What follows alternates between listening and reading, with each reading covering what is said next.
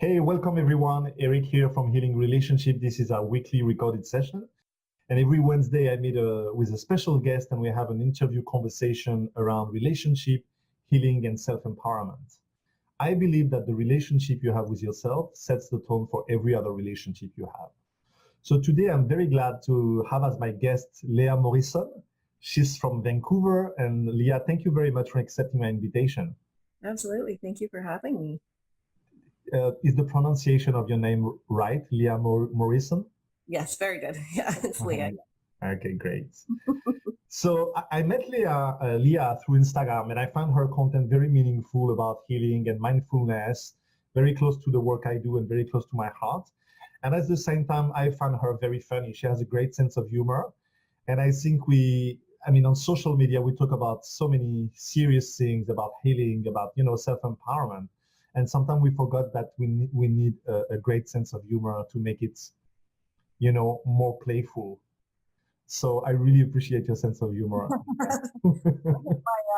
my dad jokes. I'm a lover of really bad jokes. Oh, okay. So maybe you can give us one at the end of the session, okay? But let me introduce you. Lea is an intuitive reader and medium who focuses her practice on energetic healing for trauma, abuse, and addiction. Through practices of meditation, mindfulness, and stress management, she teaches you that your story is not your limitation. Did I forget anything, Lea? No, that sounds about right. Yeah. Great. I love that. Your story is not your limitation. We'll talk about that later. But first, let me know, Lea, how did you come to do the work you do? Well, I got really sick, actually. After my first son was born, he was born prematurely, and I went into a pretty big state of anxiety and postpartum depression. And I became very ill. I started having seizures and a lot of PTSD symptoms. And they ended up diagnosing me with something called conversion disorder or psychogenic non-epileptic seizures.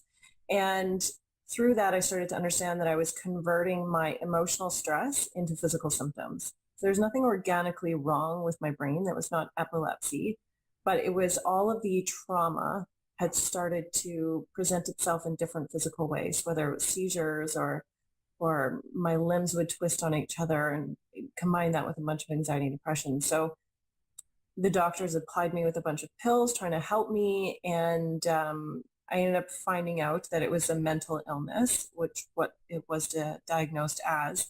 And it was because of this sheer amount of trauma that I had been through in my life that I actually hadn't really remembered. It was more of a dissociative amnesia that happened.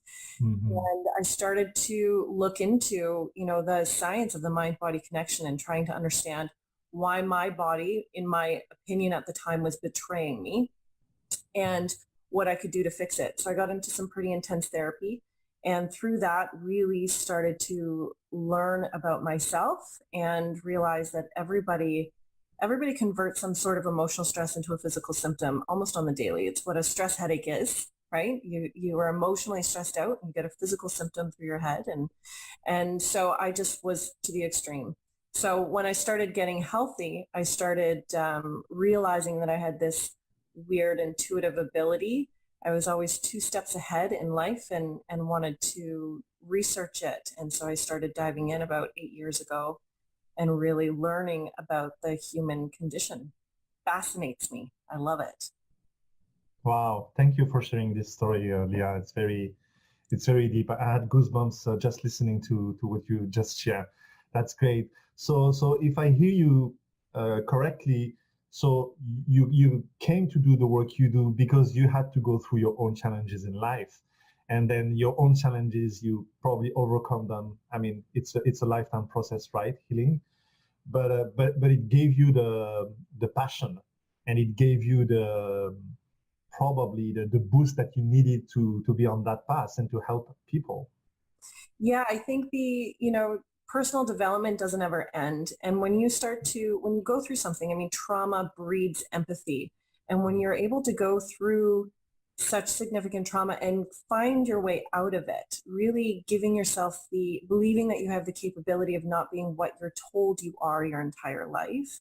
I was told I would never get better. I was told that, this was a mental illness. I was going to have to be on medication for the rest of my life. I was told all of these things about myself. And I refused to believe it. I said, no, no, if my mind can create these physical symptoms, then my mind can heal itself, which is what I want to teach other people. Yeah, that's beautiful. Can you tell me what is your definition of healing? Because on social media and everywhere, everyone talks about healing, and I'm the first one I'm talking about healing. But I think it would be great for our audience that to redefine what is healing, what this is about for you. For me, it's about self-love, actually. I think everything that we do goes back to how we handle ourselves. So there's different variations of healing and different practices and alternative practices that you can tap into to work with the body and work with the mind and work with the heart. But ultimately, healing comes from understanding who you are not, in my belief, right? And starting to research yourself, going to school about yourself and really paying attention to how you feel. And when you can learn about how you feel and honor that, then the healing is a domino effect that happens afterwards. Yeah, that's really beautiful. I think we didn't grow up with the manual instruction to be okay with how we feel. And I also think that we haven't been really validated by our parents and the society, our teachers, whatever, about being able to express how we feel without feeling some guilt or some shame, or maybe in my case, it was more about, if I feel that, is it okay?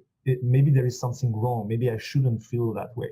So it took me a long time to recover that and to be able to express my feeling, my feelings, and being okay with that, however I feel. And yeah, so that's, thank you for sharing that. I think it's very valuable. I want to come back very quickly to what you, in my introduction about you, I said you teach people how the story is not your limitation. Can you tell me more about that? Well, that goes based to what you've been told who you are your whole life. And a lot of people identify themselves with what has happened to them, which is fair. I mean, if I didn't go through what I had gone through in my life, if you hadn't gone through what you have gone through in your life, you wouldn't be the person that you are. However, it doesn't need to depict who you're going to be. So people can identify with their trauma and this is who I am, or they're told, you are your father's son or your mother's daughter, or you are dramatic, or you are too this or too much of this or not enough of this. And these are all stories. These are stories that we're told about ourselves. We are told who we are by so many people, even our friends and our loved ones who think they're doing us good, but it's actually causing us harm. So understanding that the story is just a story, that you can rewrite it at any point in every single moment of your day. You can choose who you want to be and how you want to react and how you want to carry yourself forward. And I think once you can get beyond the story of everything that you've lived and everything that you've been told, you actually have a lot more freedom. Yes, of course. Yeah, I totally agree with you. Can you give us an example about, because I mean people go through challenges, and I get that they identify themselves with the stories and with everything, with the challenges. And sometimes it's really difficult to step back and have a new perspective on our own stories, right? So can you give us like maybe a tool or a strategy that really helped you in your case to step back and say, hey, I'm not who I am. I'm not my mental illness, or I'm not whatever people are telling me. What was the shifting point for you? Oh, that's a really big question. Mm-hmm. I think it was a culmination of a lot of things and me starting to understand, no, you know what? I know exactly what that shift was. I was doing this class, an intuitive class, learning about, from a shamanic practitioner about negative thought forms and negative beliefs. And we had to write down all of our negative beliefs that we have been taught our whole lives, or things that we believed that we didn't want to believe. And for me, I never believed that I was good enough. So to say that I was a good enough wife, a good enough mother, daughter, sister, friend, good enough employee, anything that I ever did I could never measure up to the next person. And it constantly made me feel less than. But that was something that I didn't realize I was creating within myself. So when I started to do this list, everything that I wrote down, and we had to write more than 50 down, I had gotten to about 20, and all of them could be peeled back into the I am not good enough. And Mm. so for me to say out loud, I am good enough and I am worthy, actually made me want to vomit. It made me Wow. shake and cry. And I realized how deeply embedded this belief that I was less than was within my psyche. And I started to work with it that way. So I started saying to myself every morning with my hand above my heart, I Mm. am good enough and I am worthy of loving myself, because it wasn't something that I truly believed. And I didn't understand what self-love was. So for me, when I started to say that, I would feel sick. I started to write Post-it notes around my house. I had them as my screensaver on my phone, all these little beautiful notes to myself. And I started to finally feel that shift where I started to actually voice my opinion and be able to stand up for myself, which I'd never been able to do before, in a very kind and compassionate way. It was a really, it was a long process, but a Mm. necessary process to get to the point where I love myself, which is what Mm. everybody should be able to say. Yeah, no, absolutely. Absolutely. I love that you mentioned that. I love that you talk about self-love. I mean, I I agree with you. Every work we do, every healing we do, it's about coming back to ourselves, coming back. I I like to say that coming back home, coming Yes. back to our I mean, true self. It's a bit like very common to say, but a sense of who we are deeply rooted in our soul and in our mind. And yeah, and I was when I was listening to you saying, well, I thought that I was not good enough. I think it's mostly 100% of the people in this planet feel at some point that we are not good enough, Yeah. right?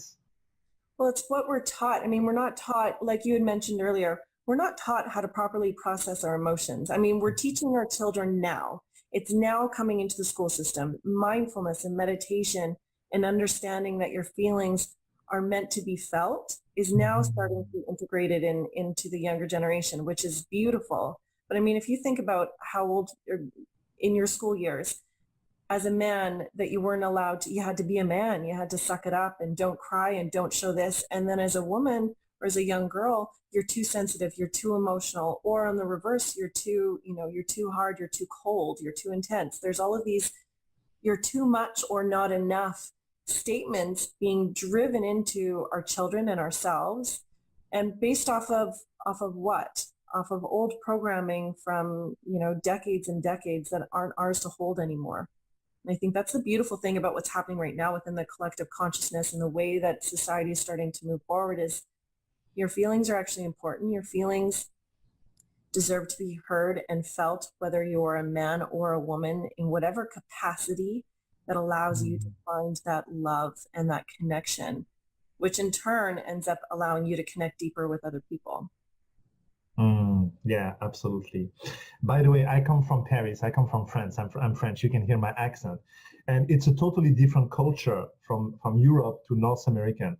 What you just said about the consciousness and people being more open-minded to that, it's true for North America, but it hasn't really been true like 100% in Europe. It's still the old paradigm in Europe. I I just know want to mention that. I went to England last year and I noticed that. I was like, whoa, this is It's really heavy. low over here. But yeah, No. it has to start somewhere. And if it's starting in North America, then it will just start to like a Mm, wave of love, hopefully. yeah. Revolution. I have a question for you. So, if someone is listening right now and going through a very emotional challenge in their life, and I think at some point we all go through that, even us that we have overcome a lot in our life, we still have from time to time, some difficult time and some challenges because we are just human. So, what would be the first step, or what would be the thing that they can start to feel okay with how they feel and to process the feelings? I heard a lot of people talk about processing about feeling, but what does it really mean to process feelings? Well, in my opinion and in my experience, processing feeling is actually talking to yourself and telling yourself what you're feeling. We don't acknowledge it within our body. Who likes to feel angry? Who likes to feel, nobody likes to feel these things, right? Mm. Everybody's like, you're frustrated, you're angry, you're sad, you're going through some form of anxiety. You're going to shove it anywhere you can so as not to deal with it, right? So the first line of defense for yourself to be able to move through it is to say, I'm sad right now and I'm okay with being sad, and I'm going to forgive myself for feeling this way. It sounds very cliche, and I say this to my clients all the time. It sounds ridiculous and you'll feel a little silly talking to yourself for the first few minutes. But when you start to establish that deep connection within yourself, with your emotional body, you start to hear yourself and you start to find that awareness that it's okay. And then you move through it quicker. Like if you're angry, we tend to, I don't have time to feel this right now. And it starts to leak into everything that we do. It starts, you're irritated, or you get some road rage, or you're short with somebody at the supermarket or whatever. That anger will start to leak somewhere. So when you actually can say to yourself, I'm angry, I'm going to allow myself to feel angry right now for an undetermined amount of time, whether it's 5 minutes or an hour, but you give yourself permission to actually feel. As people, I think that as we've grown up, we need permission to do things. And for the most part, we do what we're told. But we often don't give ourselves permission to work through it, right? Because we don't feel like, well, we're not going to be accepted because of that, or it's not okay that I'm feeling absolutely distraught this morning. But it is. If you give yourself permission to feel it, you work through it about 10 times faster. Yeah. It's almost like I hear you saying that we have to create a space for us to be okay with who we are and to be okay with what we are going through, right? Exactly. Well, creating a safe space, right? We want people to create that safe space for us. We want, depending on your partner or whoever you're with in your life, or if you're a parent, you want to create that safe space for your children. But we have to learn very, very, compassionately how to create that space for ourselves first. And then it's way more powerful when we're able to do that for somebody else. Yeah, absolutely. And I think when we allow ourselves to do that, we also set an example, and we also allow the people in our life to do the same. Exactly. It has a ripple effect, right? The domino effect of self-love. That's beautiful. I love it. Okay, so tell me more about what is your practice of self-love? I mean, you mentioned that you've done some affirmation, you've done things like that, but what does it look like to have a self-love daily practice? Oh, well, I have a few things that I do every single day, and that is my daily ritual. And I try not to set too strong of parameters. So, because I often feel like when there is such a structured schedule with self-love, it ends up becoming more of an obligation, and you don't have the joy in it. And there has to be joy in what you want to create within your life. So at nighttime, I don't go to sleep without doing a gratitude prayer to myself and to the universe. And, when I first started, it was to the Save on Foods clerk as well. I just would pray to everybody and everything that could hear me. But I'll find 3 things every single day that I am grateful for. And it's amazing when you start to find gratitude in the middle of a storm, how you can restructure your mindset.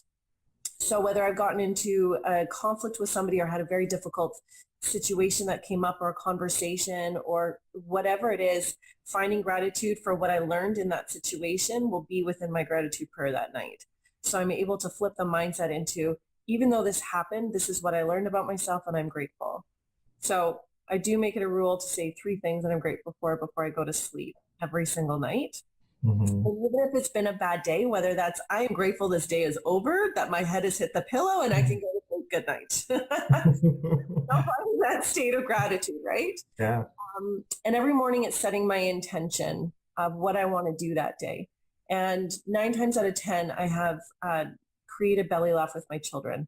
That is something that I set as an intention. So we have joy in our house, right? All of the time.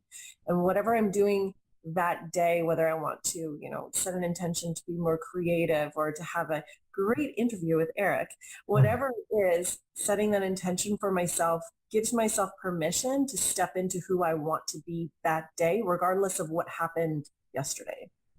Those are 2 things that I do for my self-love without fail. And sometimes it'll happen in the middle of the day if I've forgotten in the morning or whatever. Other things that I do is I practice a lot of yoga and meditation, and I will find moments as often as I possibly can. But it's giving myself permission to live all the time in fullness all of the time. And that is the biggest thing, is living in full, loving in full. And that's how I practice that self-love. Thank you for sharing that. Yeah, thank you. That was beautiful. So when you say a practice in full, do you mention like being present in your life, being present in the moment? Yeah, it's so hard. I mean, 95% of our day is lived in our subconscious brain. It's all in patterns and programs, and it's everything that we've been taught. So to feel like we have free thought, well, we were taught how to think. We were taught how to behave. We're taught how to speak. We're taught how to walk and how to work and how to parent. And we're taught all of these things. So creating a mindful moment takes you out of that programming and puts you into a conscious moment. So, when I hit red light, believe it or not, every single time I hit a red light in my car, I take a deep breath. It's just something that I've started to do with my children too. Did you ever play that game as a kid when you would, go over railroad tracks and you lift your feet, or you go through a tunnel and you hold your breath? Did you ever? No, not in France. It's Or probably from Canada, right? yeah. And even as a kid, you'd see a punch buggy car, and you'd punch whoever's next to you, and punch buggy, or, jinx, all these little tiny rituals. Anyway, Yes. they were fun games as a kid when you're in the car. So I started to create the red light reminder, which is every time I hit a red light, I will take a big breath in and pull myself back in, because when we're driving and we're doing all of those routine things, you're either sitting in the then or the when, and it's always a scattered moment. So creating those tiny moments of being here allows you to live in full more often.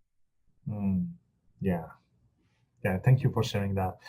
I'm very glad that you mentioned joy. I'm a huge advocate about joy. But what would you say, when you're in the middle of chaos, when you're in the middle of challenges, time, and you're angry, you're frustrated, how can we get back to joy? How can we seek joy in those moments where we feel like everything is falling apart?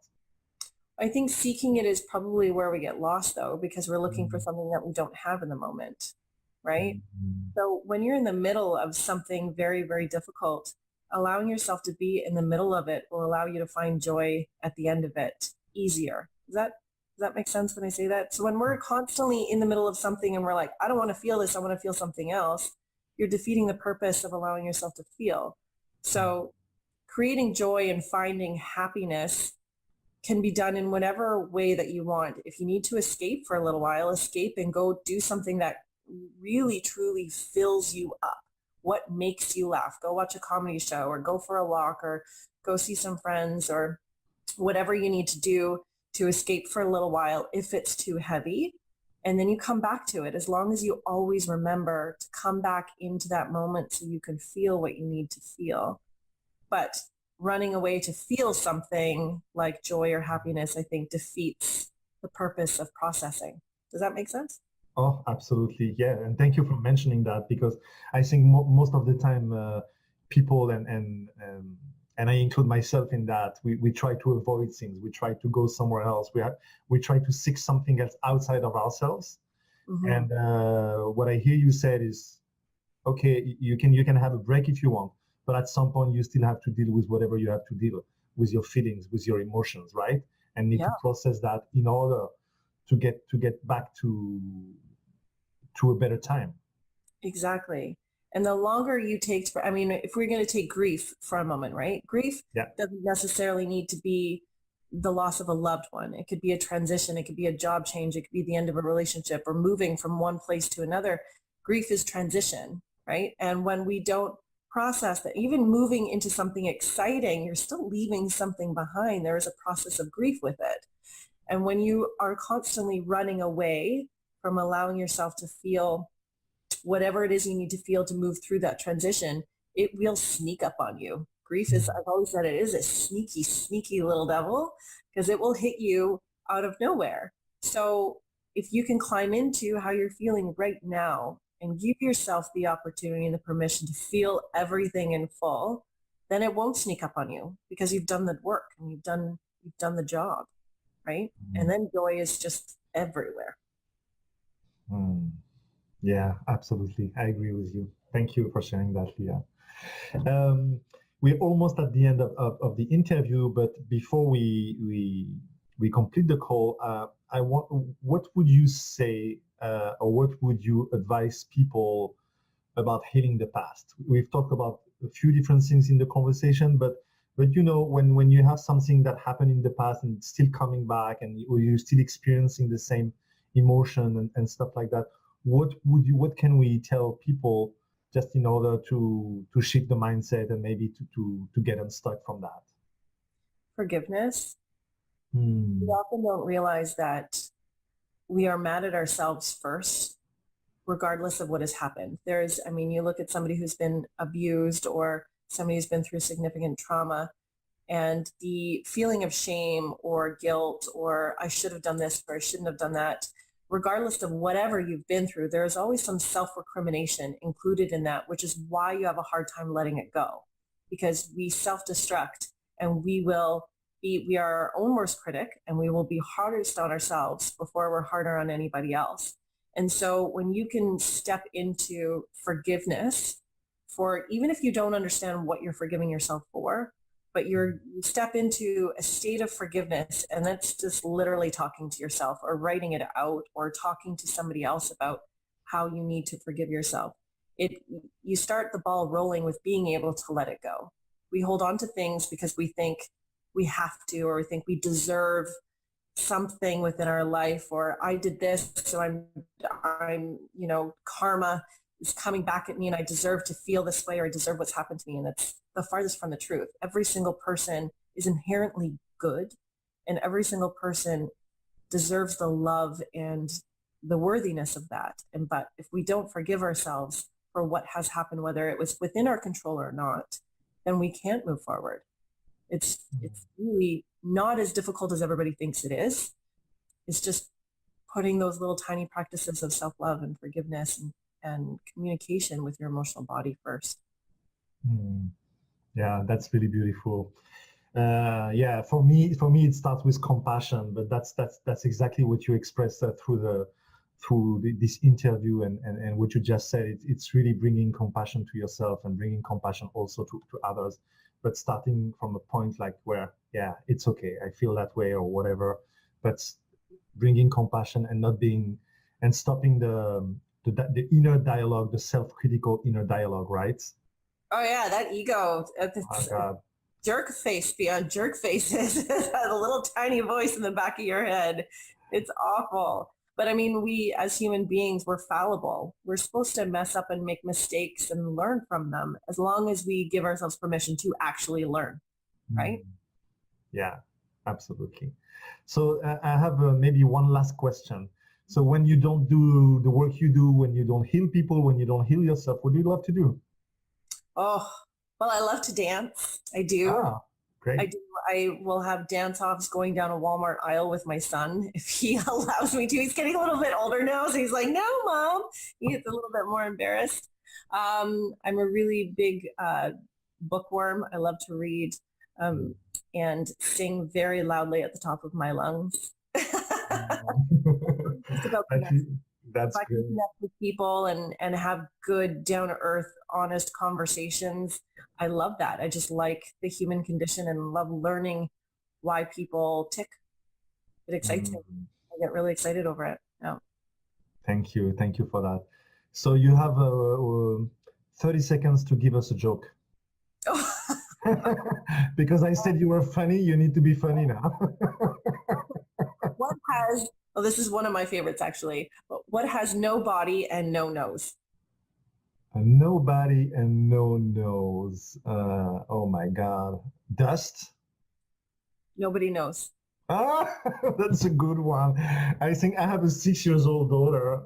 Her name is Play, and she loves that kind of joke. So thank you very much. She's going to be very grateful for that joke. And you know how kids, little kids, when they have a joke and they think it's so funny, They Oh, keep it's hilarious. repeating and they keep doing it over and over and over again. Okay, so nobody knows. Thank you very much for that, Leah. You're Thank you very much for your loving and caring presence. I really appreciated this conversation. I really appreciate your authenticity and the insight, and I think it's going to be very valuable to every people who's going to listen to that interview. Is there anything else you want to add before we complete? I think that's about it. Thank you so much for having me. It's been such a pleasure chatting with you. Thank you. Thank We you need very a much. revolution of worthiness. Let's do it everywhere. Yeah, I agree with you. Let's do that. Okay, guys, so it's time to wrap up. Before we go, just I want to remind you one thing is when you open your heart, you have all the love you need. So seek for joy or just feel the joy. Be at peace with yourself, and I'll see you next Wednesday. Bye-bye.